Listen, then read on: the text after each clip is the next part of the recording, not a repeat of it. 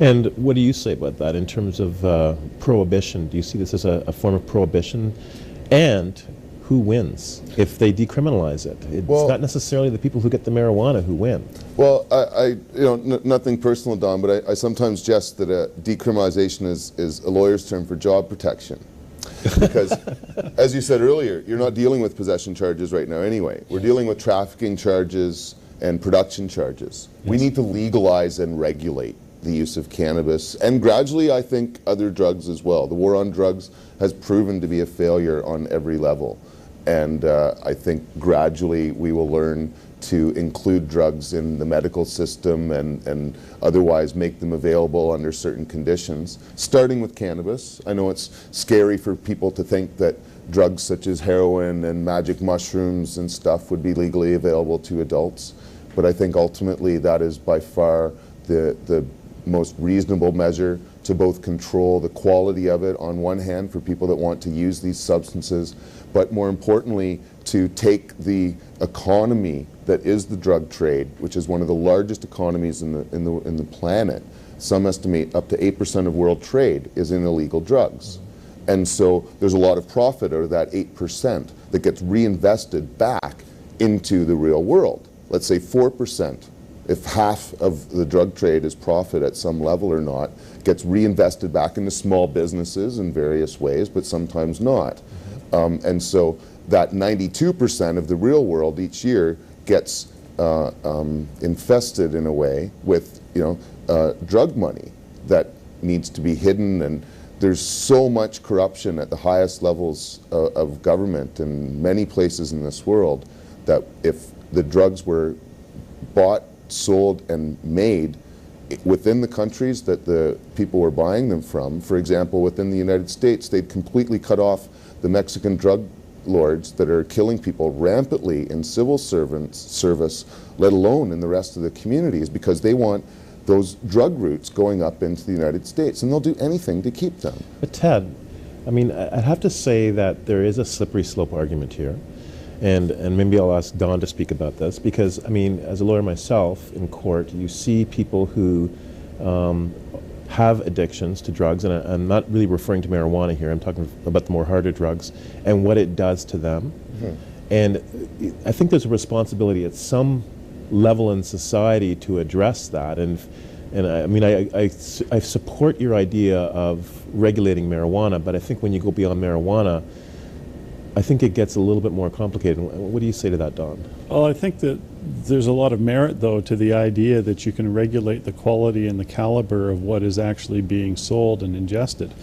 One of the things that plagues a lot of big city police departments, and I'm sort of speaking more generally as opposed to anything to do with Victoria, is that oftentimes bad product will hit the street where somebody has, for instance, in the case of heroin, perhaps cut it down using rat poison as opposed to powdered sugar.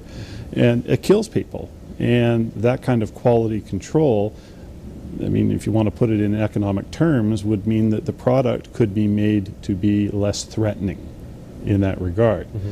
Yes, you can argue that there's, sort of legalizing what is bad for people.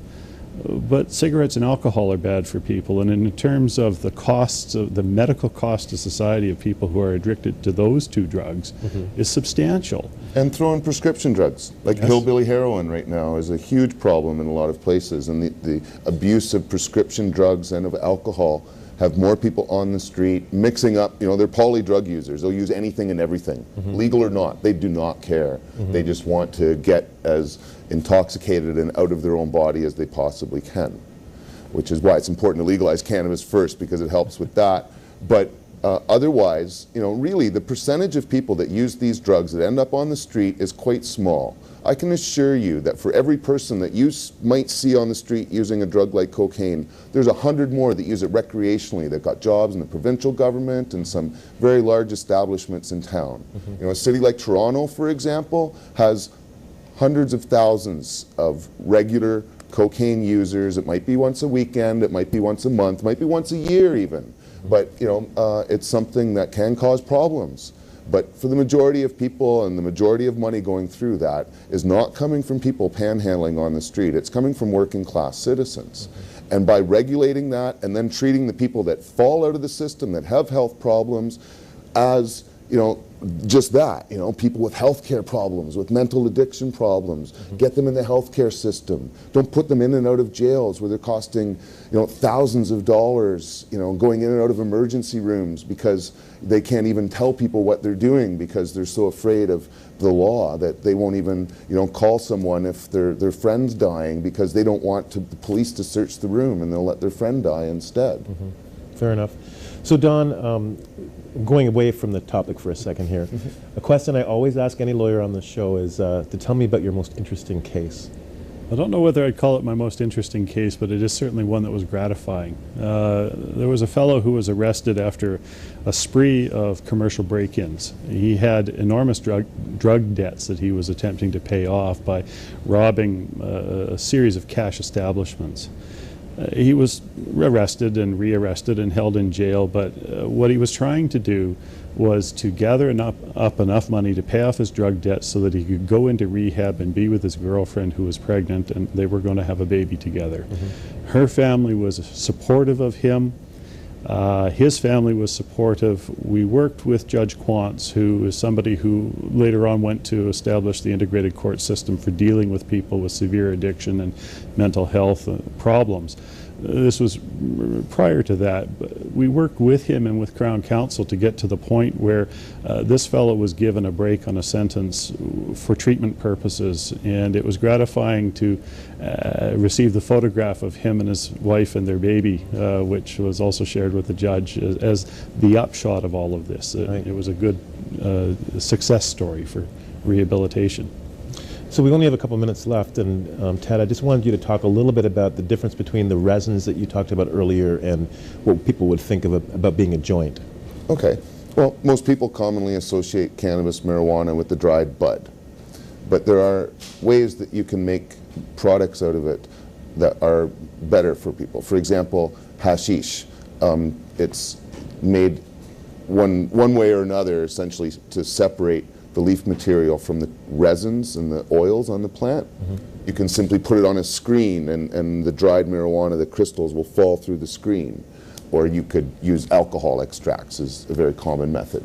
But when you make hash, it's a lot smoother for people to smoke. You don't have all the tars and the chlorophyll and things that are in the raw plant.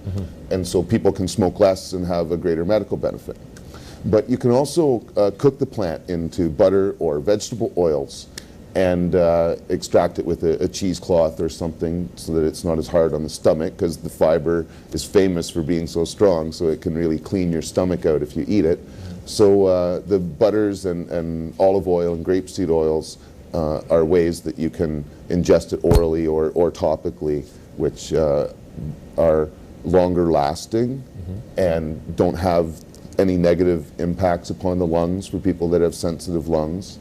And in some ways, the anti-inflammatory benefits in particular are much more activated when they're eaten orally than when smoked. The smoking of it is a quick shot of the medicine.